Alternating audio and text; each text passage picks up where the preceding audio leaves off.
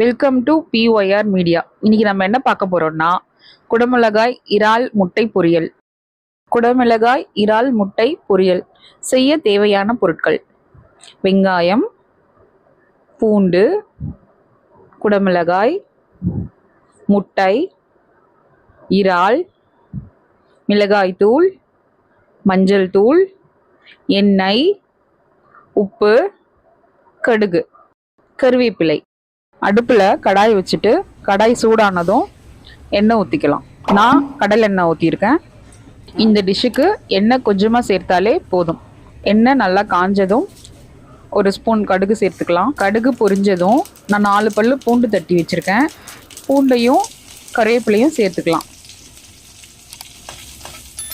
பூண்டு நல்லா செவந்ததும் ஒரு மீடியம் சைஸ் வெங்காயத்தை பொடியாக கட் பண்ணி வச்சுருக்கேன், அதை சேர்த்துக்கிறேன். வெங்காயம் பொன்னிறமாக வர வரைக்கும் நல்லா வதக்கணும்.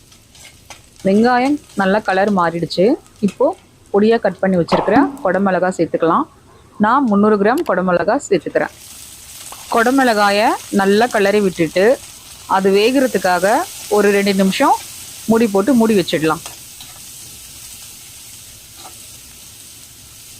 குடமிளகாய் 50% குக் ஆகிடுச்சு. இப்போது இறால் சேர்த்துக்கலாம்.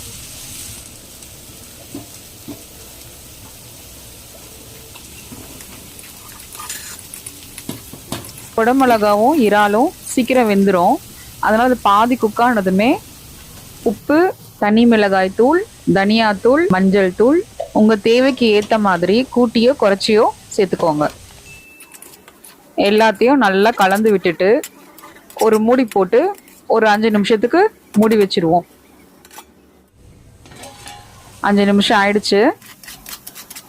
நான் 5 நிமிஷமும் ஸ்டவ் சிம்மில் தான் வச்சுருந்தேன். நல்லா குக் ஆகிடுச்சு. இப்போது முட்டை சேர்த்துக்கலாம். எப்பவும் முட்டையை டைரெக்டாக வேறு டிஷ்ஷில் ஊற்றக்கூடாது. ஒரு கிண்ணத்தில் உடச்சி ஊற்றிட்டு அது நல்லா இருக்கா இல்லையான்னு பார்த்துட்டு தான் டிஷ்ஷில் ஊற்றணும். ஏன்னா சில டைமில் முட்டை கெட்டு போயிருக்கிறது நமக்கு தெரியாது. நம்ம ஸ்ட்ரெயிட்டாக டிஷ்ஷில் போட்டுட்டோம்னா மொத்த டிஷ்ஷுமே வேஸ்ட்டாக போயிடும். நல்லா கலந்து விட்டுட்டு ஒரு 2 நிமிஷம் மூடி போட்டு மூடி வச்சிடலாம். 2 நிமிஷம் ஆயிடுச்சு. டிஷ்ஷு நல்லா வெந்துருச்சு. இது முட்டை நல்லா உடச்சி ஊற்றுனால ஒன்றோட ஒன்று அப்படி ஒட்டிகிட்டு இருக்கு. இது நல்லா கலந்து விட்டோம்னா உதிரி உதிரியாக வந்துடும். குடமிளகாய் இறால் முட்டை பொரியல் ரெடி. எப்படி இருந்ததுன்னு ட்ரை பண்ணி பார்த்துட்டு கமெண்ட் பாக்ஸில் கமெண்ட் பண்ணுங்கள். வீடியோஸ் நிறைய பேர் பார்க்குறீங்க. பார்க்குறவங்க கொஞ்சம் லைக்கும் சப்ஸ்கிரைப் பண்ணிங்கன்னா கொஞ்சம் எங்களுக்கு மோட்டிவேஷ்னலாக இருக்கும். இவ்வளோ நேரம் எங்கள் வீடியோ பார்த்ததுக்கு நன்றி. அடுத்த வீடியோவில் விரைவில் சந்திப்போம்.